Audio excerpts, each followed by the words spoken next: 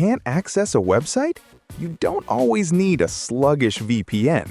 Instead, just switch your DNS. Here is how to do it. Open Google Chrome, tap the three dots in the top right, and go to Settings. Tap Privacy and Security.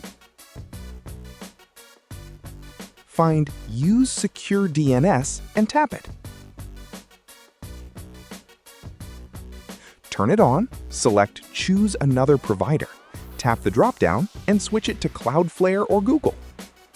Done! Now try refreshing your blocked site.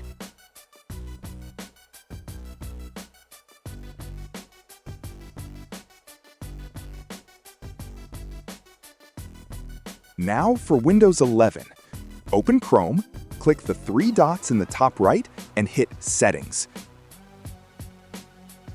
Click Privacy and Security on the left menu, then click Security.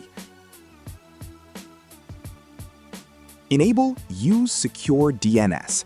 Select Cloudflare or Google Public DNS from the drop-down.